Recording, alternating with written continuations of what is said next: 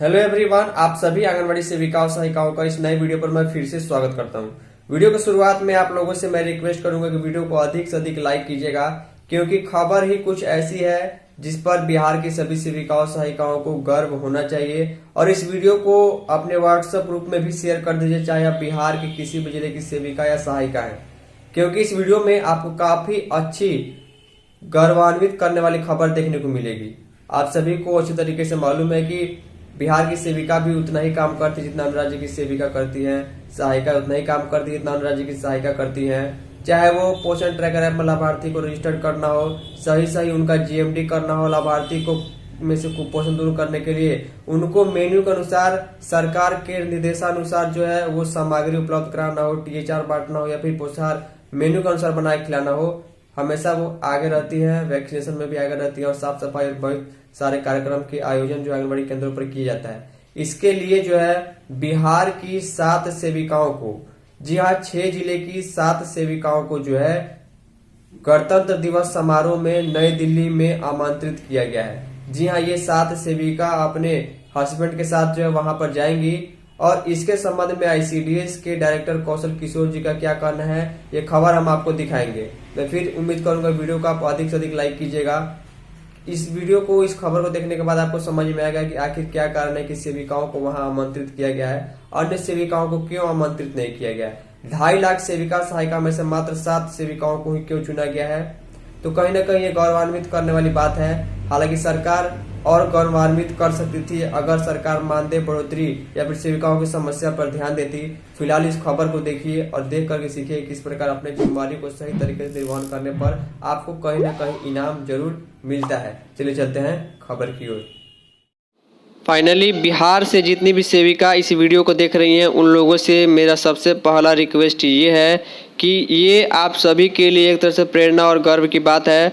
तो इस वीडियो को आप अधिक से अधिक लाइक कीजिएगा, मुझे मालूम है, लेकिन इस वीडियो को अपने व्हाट्सएप ग्रुप में अभी शेयर कर दीजिए, क्योंकि आने वाले 26 जनवरी में मात्र जो है 2 दिन बचा हुआ है और एक अच्छी और गौरवान्वित करने वाली खबर जो है आंगनबाड़ी के संबंध में निकल के सामने आ चुकी है। देखिए, खबर का शीर्षक आप लोगों ने देख लिया होगा। लिखा गया है कि आंगनबाड़ी केंद्र की 7 सेविकाएं बनेंगी विशेष अतिथि। अब विशेष अतिथि कहाँ बनेंगे, कहाँ इनको बुलाया गया है? गणतंत्र दिवस समारोह में दिल्ली में इनको जो है बुलाया गया है। बिहार से 7 सेविकाओं को इसके लिए चयन किया गया है, उनका निमंत्रण दिल्ली से आया है। तो देखिए, ये बहुत बड़ी बात होती है कि सरकार जो है आंगनबाड़ी वर्कर्स की जो है यहाँ पर वो कहीं ना कहीं उनका इम्पोर्टेंस समझ रही है, उनका महत्व समझ रही है। उन्होंने जो काम किया है उस आधार पर उनको एक तरीके से रिवार्ड के तौर पर इनको बुलाया जा रहा है। तो पूरे बिहार के आंगनबाड़ी सेविकाओं के लिए गर्व की खबर है। और उससे भी बड़ी बात यह है कि इन सेविकाओं के साथ इनका हस्बैंड भी जो इस समारोह में शामिल होने जाएंगे। विशेष अतिथियों के लिए ये होता है कि गणतंत्र दिवस समारोह में वहाँ पर जहाँ समारोह होता है दिल्ली में, वहाँ पर जो है उनके लिए उनकी कुर्सी पर उनका नाम और उनके लिए रिजर्व सीट होती है। तो ये एक बहुत बड़ी और अच्छी बात है। अब देखिए, कहाँ की सेविका है, 5 जिलों की सेविकाओं से एक को और 1 जिले की सेविका को, 1 जिले से 2 सेविका को चुना गया है। पटना से खबर है, लिखा गया आंगनबाड़ी केंद्रों की सेविका इस बार गणतंत्र दिवस की विशेष अतिथि होंगी। पहली बार दिल्ली में आयोजित गणतंत्र दिवस समारोह में राज्य की 7 आंगनबाड़ी सेविकाओं को आमंत्रित किया गया है। इसमें औरंगाबाद से 2 सेविका और 5 जिलों से 1 सेविका को विशेष अतिथि के तौर पर आमंत्रण मिल चुका है। इन सेविकाओं के साथ उनके पति को भी आमंत्रण मिला है, यानी 14 लोग गणतंत्र दिवस समारोह में विशेष अतिथि के तौर पर शामिल होंगे। बता दें कि इन सेविकाओं का चयन आंगनबाड़ी केंद्र में काम को लेकर किया गया है, यानी कि सेविकाओं ने काम इतना अच्छा किया है कि सरकार को उनको रिवार्ड के तौर पर उन्होंने विशेष अतिथि के तौर पर यहाँ बुलाया है। सेविकाओं द्वारा नियमित तौर पर पोषण ट्रैकर ऐप पर उपस्थिति दर्ज की जाती है। हर दिन जो है केंद्र पर सेविका आती हैं, बच्चों का जो है गतिविधि करवाती हैं। इसके साथ साथ केंद्र में बच्चों की संख्या भी काफ़ी अच्छी है। नियमित रूप से बच्चे भी पढ़ने आते हैं, पूरे समय रहते हैं, खाना भी मिलता है, लाभार्थी को कोई शिकायत नहीं रहती है।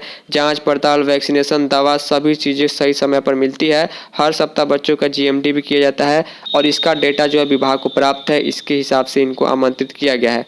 अब देखिए, आईसीडीएस ने पोषण ट्रैकर पर बेहतर काम को लेकर चयन किया। अगर आपका भी काम बेहतर होगा तो आपको भी चयनित किया जाएगा।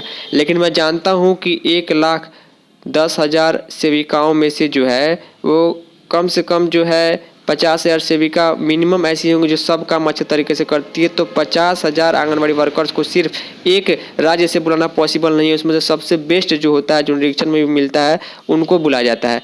इसके संबंध में देखिए यहाँ पर लिखा गया है कौन से जिले की कौन सी सेविका शामिल हो रही हैं।